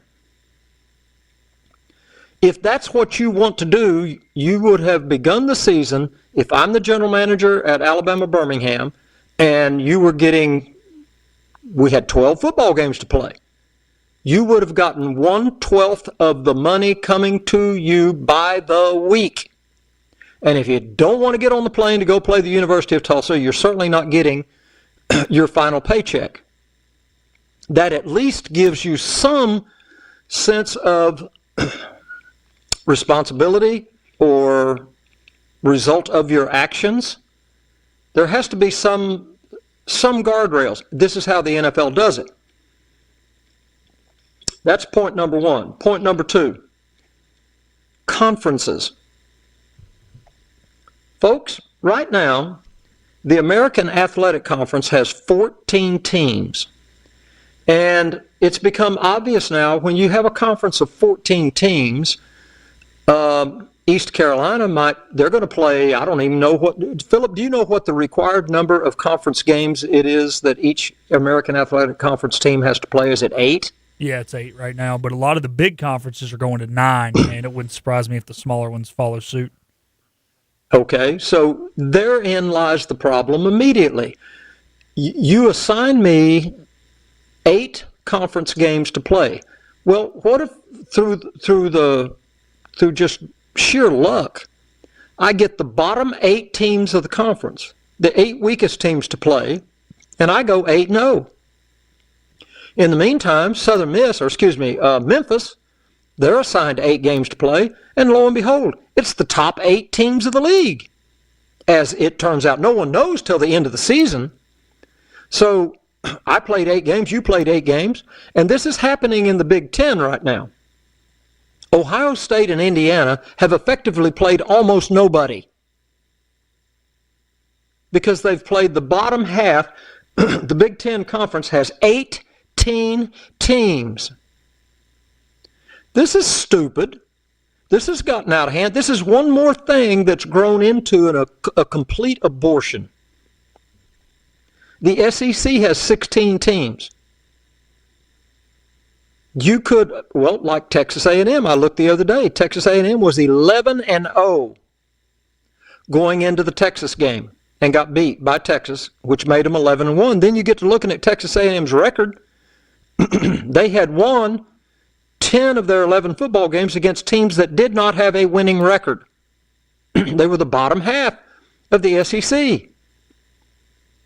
So you're getting all of this skewed information now from these ridiculous conference alignments. These conferences are going to have to break up. If they don't break up, they're going to at least have to take, again, the NFL model, and if you're going to have 16 teams in the SEC, you should have 4 subdivisions of the SEC. 4 teams in the South, 4 teams in the East, 4 teams in the West, 4 teams in the North.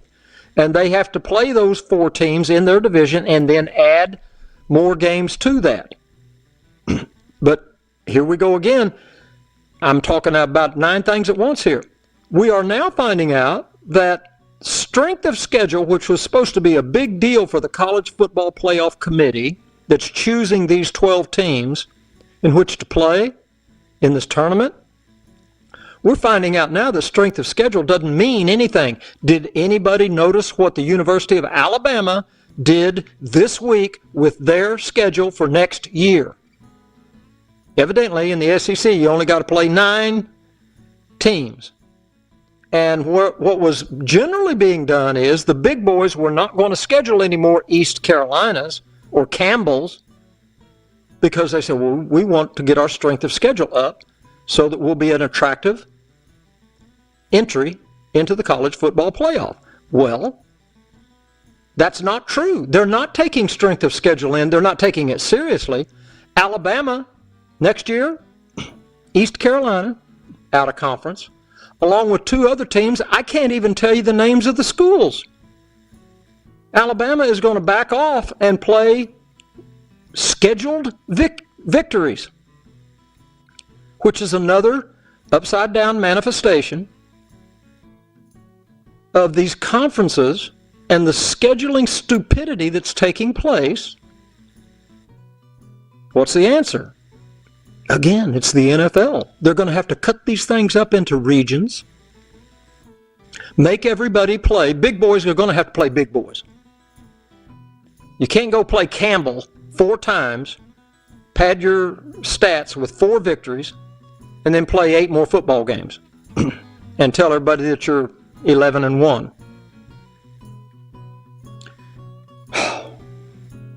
And I haven't even got to the stupidity of conference championship games that are coming up this weekend. We'll get to that when we get back. If you want to jump in on the show, give me a call, 252-561-4263. Hit me on Twitter, @Steve Logan Show. We're going to take a break. Be right back. I want to take a minute here to tell you about Bill Clark Homes. The football stadium, the baseball stadium, the Pirate Club, whatever it is, Bill Clark Homes has always been there for ECU. The reason they can do all of this is because Bill Clark Homes continues to build quality homes and neighborhoods in both the Greenville area and in the Wilmington area. And whether it's Greenville or Wilmington, you can choose your school district with several homes under construction and available now in both markets. Eastern North Carolina's premier home builder, Bill Clark Homes, building family traditions. After selflessly serving in the military to protect our country, our heroes often bear the burden of debilitating neurological damage from traumatic brain injury or post-traumatic stress disorder. Every day, 18 veterans take their own lives. But there is hope. HBOT for Heroes is a nonprofit committed to making groundbreaking hyperbaric oxygen therapy available to veterans. Find out more at hbotforheroes.org. That's hbot4heroes.org. And look for HBOT for Heroes soon in Jacksonville near Camp Lejeune. Hey folks, this is Coach Steve Logan. My friends at Dogwood State Bank are pirates, and they are changing the landscape of community banking. That term, community banking, is not just a catchy slogan for Dogwood State Bank. They really are redefining what it means to bank local. Big banks may want big business, but Dogwood State Bank wants your business no matter what the size. At Dogwood, your business is big business. Dogwood State Bank has offices in Greenville, Morehead City, Wilmington, Raleigh, Sanford, Fayetteville, and Charlotte. Member FDIC. Cold weather is here, and some families in our area need help to stay warm. Greenville Utilities' Neighbor to Neighbor program provides help for those who need temporary assistance with their heating costs. You can make a difference. Your tax-deductible donation can be added to your GUC bill each month, or you can make a one-time donation. And GUC matches all donations up to $20,000 each year. Consider helping a neighbor stay warm this winter with GUC's Neighbor to Neighbor program. For more information, call 752-7166 or visit GUC.com. For over 51 years, Parker's Barbecue has brought families together with our award-winning whole hog barbecue and fried chicken. Tradition is important at Parker's Barbecue, and for 3 generations, the Parker's Way has stood the test of time. Whether you visit our dining rooms or drive-thrus, use our on-site catering, or even use our nationwide shipping, the hospitality, barbecue, fried chicken, homemade sides are still the same. We are the Parker family. Come in and let our family show you. This is the Parker's Way. Hey folks, Coach Logan here. Did you know that one of the top-rated insurance agencies in the country has been operating right here in our backyard since 1952? Snipes Insurance was just awarded a 2025 Best Practices designation, one of only 16 in North Carolina to receive this honor. Director of Benefits and Pirate alum Lewis Gale lives right here in Greenville. They also have a dedicated commercial and agricultural department. Check them out at snipesinsurance.com or email Lewis at snipesinsurance.com. Coach Logan's in the zone. And now, so are you. Back into the Logan Zone. Brought to you by Bill Clark Homes, Greenville Utilities, and Bojangles. On 94.3 The Game and Talk 96.3.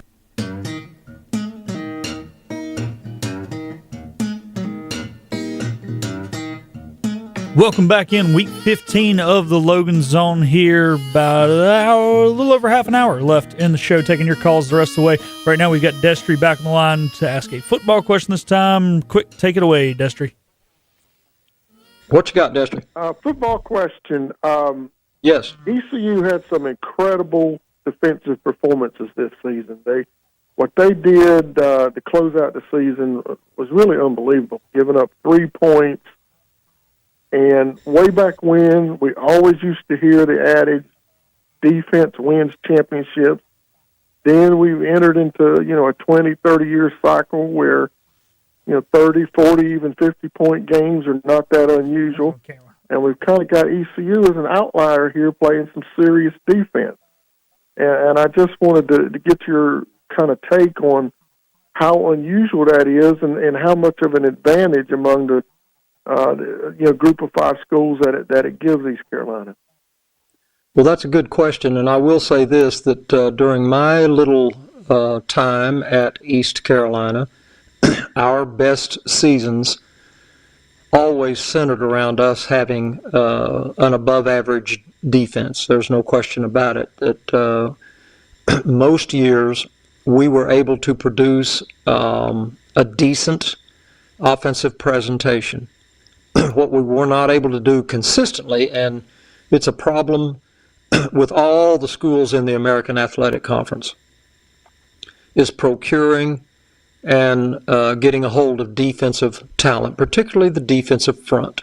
I've commented several times this year about East Carolina's defense. What was unique to me about the East Carolina defensive presentation this year, and I've mentioned this over and over and over again, I did not ever identify one truly disruptive football player in the East Carolina front 7.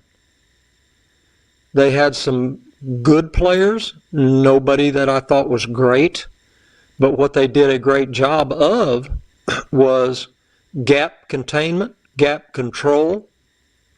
When they blitzed, their blitzes were tight. They weren't loose, and that's kind of a deal I'd have to explain to you on film or a chalkboard. They kept the blitzes very tight. They hit the proper gaps. It was a well-thought-out blitz package, very well thought out, and it produced some really nice numbers this year and was one of the main reasons that East Carolina enjoyed a successful football season this year. The offense... The main thing that the defense did, particularly early in the year, it gave the East Carolina offense time to grow and get comfortable and get better. And indeed, East Carolina's offense did get better and better as the year went on, which is what you hope. But it's almost fundamental. You got to have a defense that's providing some comfort for the offensive coach, the offensive players, that you don't have to go out there and score every time you go on the field. When you get into that mode, it usually produces turnovers. It can produce a high volume of points from time to time. But invariably, and I've been there, I had a football team at East Carolina, and I knew in my heart of hearts that we did not have a defensive football player on the field. We were doing our best to hang on. And we went through a season one year, we were 6-6, and we predictably scored about 35 points a game, gave up 35 points a game, and predictably ended up 6-6. But our turnovers were high that year because I had to be so aggressive as a play caller. But, moving forward, this is a little bit on subject and off subject. Just this week, I'm going to just throw some numbers out that are generally accurate, and don't hold me to any particulars here. In the American Athletic Conference right now, in the football locker rooms, I think a middle-of-the-road American Athletic Conference football team, East Carolina being one of them, I'm talking about money here, you're looking at about $7 million in the locker room. I think that might be where East Carolina is right now, 5 to 7. South Florida announced this week that they are going to provide full revenue share money to their football locker room this coming year. What does that mean? That means that South Florida is going to have about $14 to $15 million because the revenue share went up $2.5 million just the other day. And South Florida said they're going to fully fund their revenue share into the football locker room, which means that South Florida, moving forward, is going to be the team to beat. Okay, because this is just sheer arithmetic. I'm the head coach at South Florida. I'm in a talent-rich recruiting area.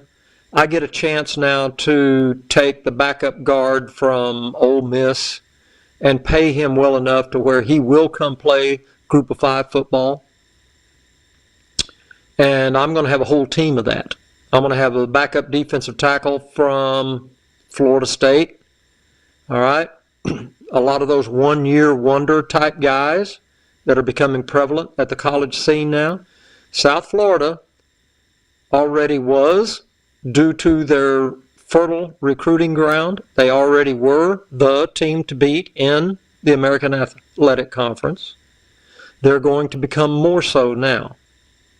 And I would bet you soon and very soon you're going to hear that the University of Memphis is going to make an announcement, something like that they're going to go full fund revenue share, which means that the University of Memphis will now have about a $14 to $15 million football locker room.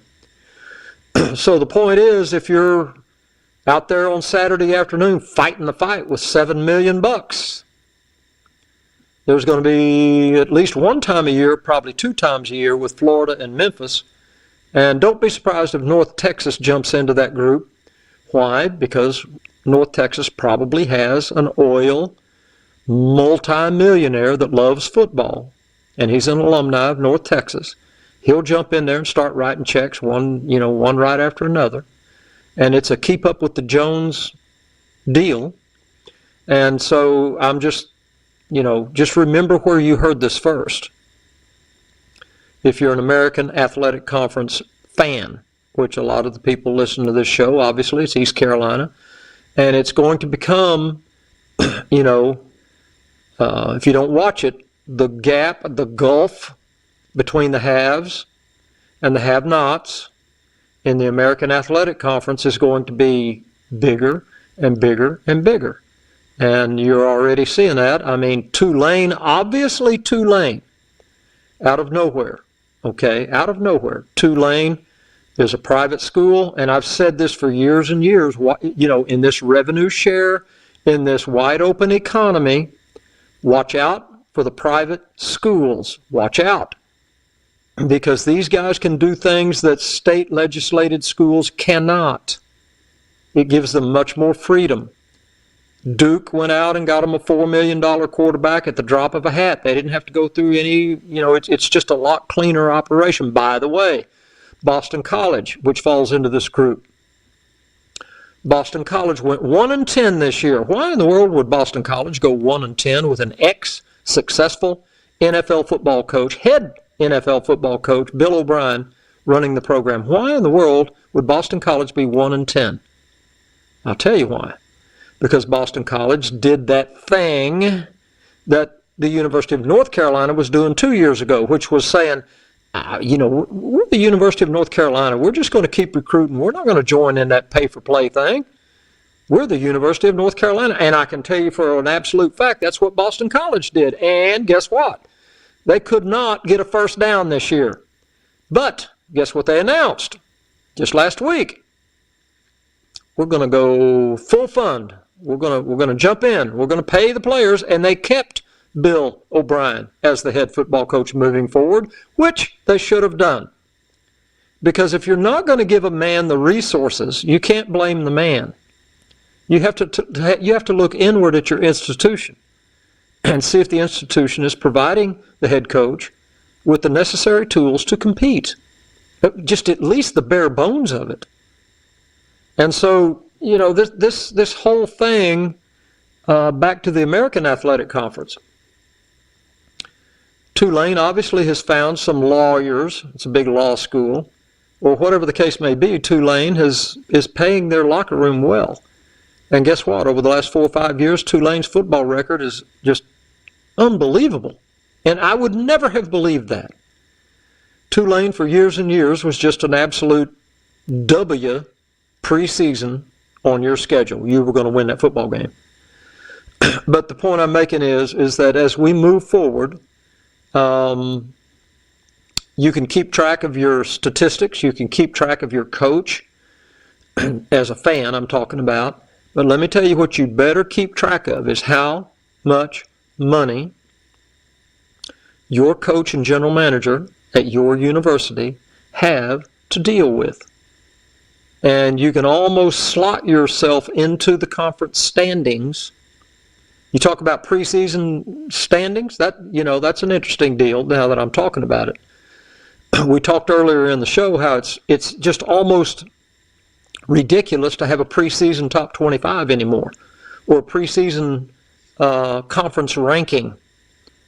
Well, now that I'm talking about it, the way to do it preseason, simply look at how much money does each university have, put the rankings down by money available to the football locker room. That's your preseason ranking. And I'll be shocked if it doesn't come out to be almost exactly what the numbers are. Interesting concept. Okay, so let's pivot back real quick. And by the way, if you want to join in, give me a call, 252-561-4263, or hit me with a tweet at Steve Logan Show. I want to go back and just hit some bullet points. We were talking about the chaos, and this is what was rattling around my brain all week, getting ready for this show. The total free agency thing, which is, I've addressed that, and how it needs to be addressed by monitoring the money that you're paying the players as you're paying the players. I've talked about the insanity of the SEC, the Big Ten, having 18 teams in their conference with no divisions in the conference. What's the answer to that? Well, pro football. You got to have divisions in the conference and have people playing a representative schedule in the conference. And you can't just have 8 conference games. In a 12-team schedule with an 18-team conference, you should be playing at least 10 conference games. There's the answer to that. Conference championship games. So this weekend, you're going to have, let's say, Alabama and Georgia. They're going to play the SEC championship game. And you know what the reward is going to be for the loser? The loser has to play this weekend, and they're going to have to play again the next weekend in the first round of the college football playoffs, which is insane because in the meantime, Ole Miss, Oklahoma, they're not in the championship games of their conferences. They get a bye week. But they are going to play in the conference football playoffs, in the college football championship playoffs. They're getting a bye week, but your conference championship participants are having to play a game where your quarterback may get hurt. You're for sure going to have 2 injuries. You're going to lose 2 starters in that game. So your reward for playing in the conference championship game is, guess what? You got to play the very next week. Guys, you can't make this up. If you got together and said, let's get as stupid as we could get, you wouldn't have thought that up. You would not have thought this up. But this is where we are. So once again, how do you handle that? Well, again, I'm gonna get to it here in a minute. Okay? I want to relate to you a little experience that I had back in 1984. We got a little break coming up with the Blues, and we're going to get to a war story, so to speak, and it has to do with the president of the University of Colorado, a man named Gordon Gee. And Gordon has gone on, I believe now he's the president of West Virginia University, but Gordon was one of the most unique people I've ever met, and he was highly interested in college athletics, football in particular, which is unique for a high-end academician, which Gordon Gee is and was back in 1984. I'll tell you the story and apply it to these bullet points of chaos that I've been talking about with college football when we get back after the break.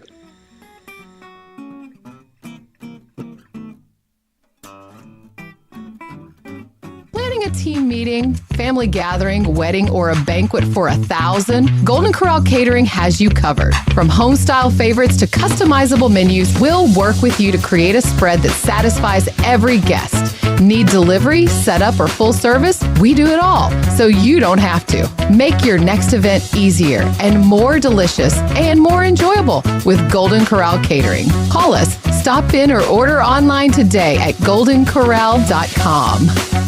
Have you had a colonoscopy? If you're between the ages of 45 and 75, you need to be screened regularly for colorectal cancer. Dr. Philip Goldstein and Dr. Maurice Marquardt at Carolina Digestive Diseases and Endoscopy Center want to keep you healthy. They provide treatment and quality care for all GI needs. Just call the office at 252-758-8181. This is Dr. Philip Goldstein reminding you that a colonoscopy can save your life. Visit our website, cddgastro.com, and come see us at Carolina Digestive Diseases. As fall approaches, two things come to mind: football and cooler weather. This is Rachel Davis with Advanced Mechanical Heating and Air. We wanted to thank you for the trust you have put in us this summer. Before you know it, cooler temperatures will arrive, signaling winter is on the way. Don't wait. Prepare now for colder temperatures by scheduling a tune-up. Give us a call today at 252-355-9191 or visit our website, advancedmechnc.com.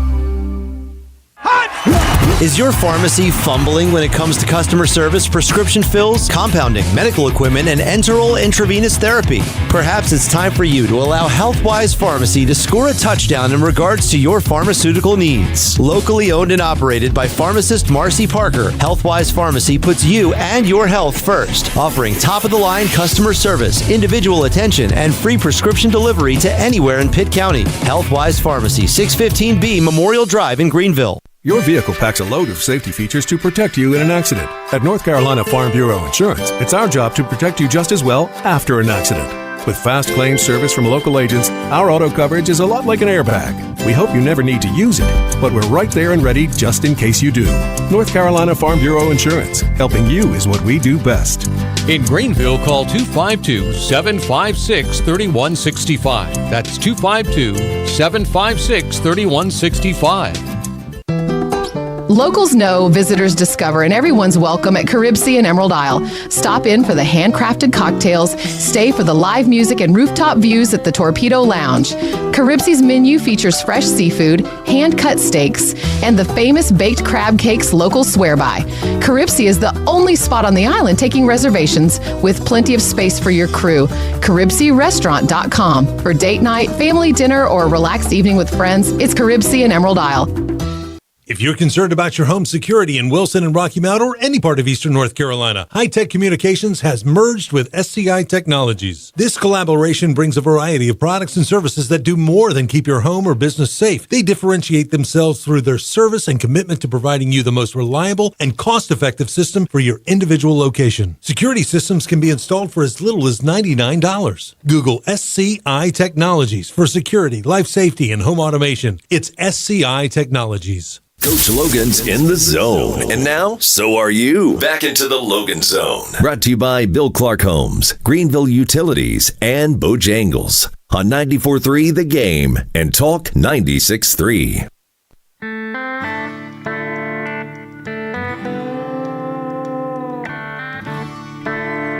Final drive of the Logan Zone here in the Week 15 edition of the show. 13 minutes or so left in the show, taking your calls for the next about 8 to 10. And we are wrapping it up here now, so I'm going to toss it back over to the host of the Logan Zone, Coach Logan. Take it away, Coach. All right, before the break, I was talking to you about a man that I encountered as an assistant football coach at the University of Colorado. He was the president of the University of Colorado, a guy named Gordon Gee. And I think Gordon now is the president of West Virginia. He may be just retired.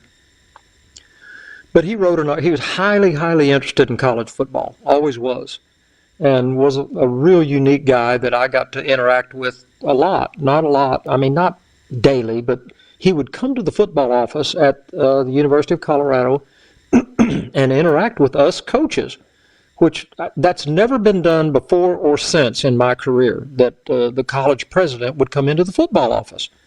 But anyway, Gordon Gee was somebody that I began to follow after I left Colorado, and he left Colorado and went here, went there, but he was always a voice in college football. Well, I just got through in this radio show, I've talked about some of the dysfunctions of college football, starting with total free agency, conference alignments that are insane, conference championship games that are the height of stupidity, college coaches that can walk in and out of college contracts now at a whim and are, it's just total free agency that is producing a 50-gallon drum of stupid. That's what we're watching. And at some point, this thing's going to come unraveled if it doesn't get some guardrails. Gordon Gee wrote an article this last week, and I captured it. And I want to share a little bit of it with you because my commentary on this chaos has been, you take the NFL model and start applying it to college football, which is pro football, and you can begin to make some sense out of what's going on and have a much better product, and it'll be much more fun for the fan bases, which if you lose the fan base, now you got problems. But I'm going to get to the middle part of this document that Gordon Gee sent out and just make a couple of comments. I'm going to read it to you verbatim and then comment on it, okay? College football is America's second most popular sport by viewership, but it ranks only 5th in revenue. Its viewership is twice that of the NBA, but it brings in only half of the NBA's media revenue. How can this be? It's not due to the lack of passion or value. College football is stuck in an outdated, fragmented system that holds back its earning potential.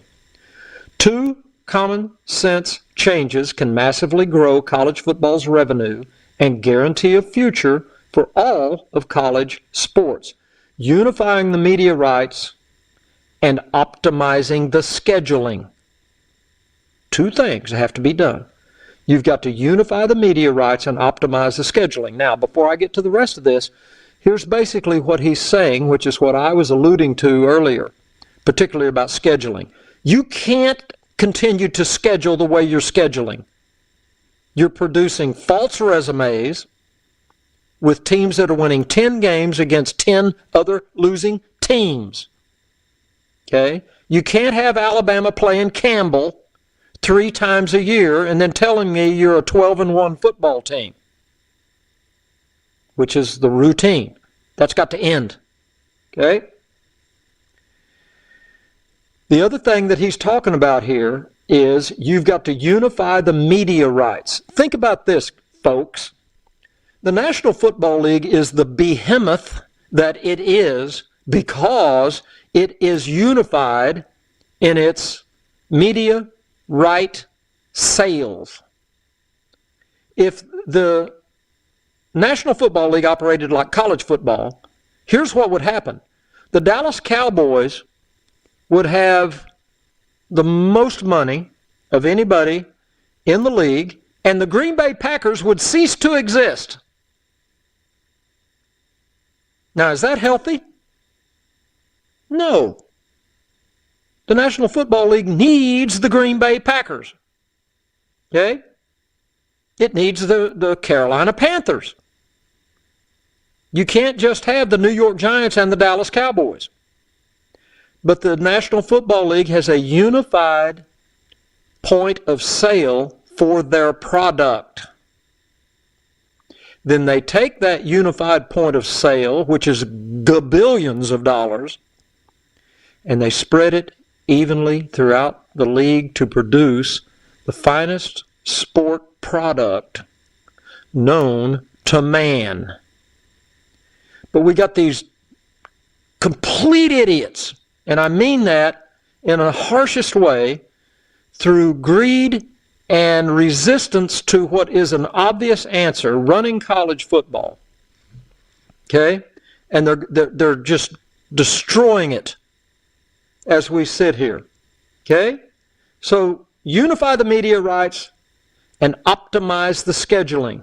First, conferences and schools must unify the sale of their football media rights. Professional leagues like the NFL and the NBA sell their rights through one centralized negotiation on behalf of all of the teams, maximizing their negotiating power and ensuring they receive the full value of their content. College football, the stupidest organization on the planet,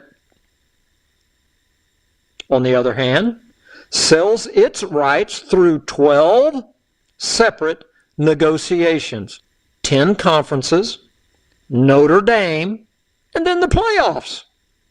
When conferences compete with each other for media dollars, the buyers pay less, leaving billions on the table. Now, earlier in this article that I didn't read to you, there have already been 40 Olympic sports canceled at Division I universities so far this year due to the fragmentation of the money and the necessity to fund the football and basketball locker rooms. Athletic directors are simply going, well, we're not going to have tennis. We're not going to have swimming. We can't have gymnastics. We got to fund the football and the basketball locker rooms. And they should fund them. But it's not healthy to begin to cut these other sports. That's not healthy for society. It's not healthy for sport.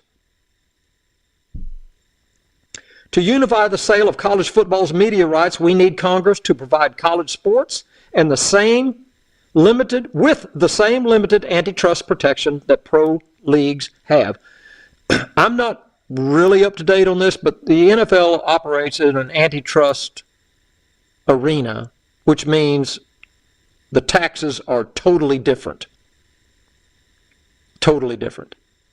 And this is where the college football world, at the very least, the Power Four conferences need to come together and sell their media rights as one to NBC or Fox or however the NFL does. The NFL, they spread their media rights out. They have Fox bid against NBC and NBC bids against CBS, and they parcel out these things and maximize their money.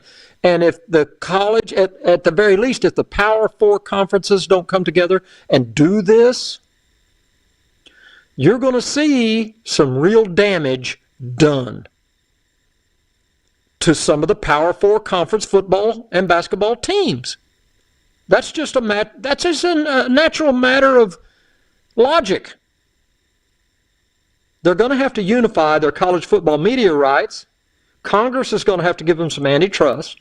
This is already being considered by Congress, by the way, and the lawmakers are going to have to get interested in this because, once again, nobody's listening to Steve when I keep saying it's pro football, it's pro basketball. These are professional sports now, and somebody better jump in and start putting some guardrails in place, or this thing's going to devour itself. Some detractors have said that unifying the rights is not possible because they incorrectly suggest that we would have to break the current media deals. You would not. You just simply have to let them expire.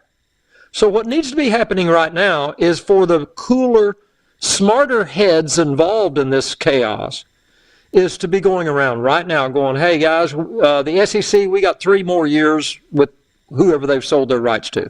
The ACC's got 4 more years, whatever. When it comes time for these media right deals to expire, you have to be on the launch pad for a unified presentation of your product. at the very least with the Power Four conferences. And having said that, what that means is, by extension, the G5, the group of five schools, they should come together. Their product isn't quite as attractive as the Power Four, but it's certainly attractive. There are television people that will stumble over themselves for a live football game. It's an easy sell to people that want to buy commercials.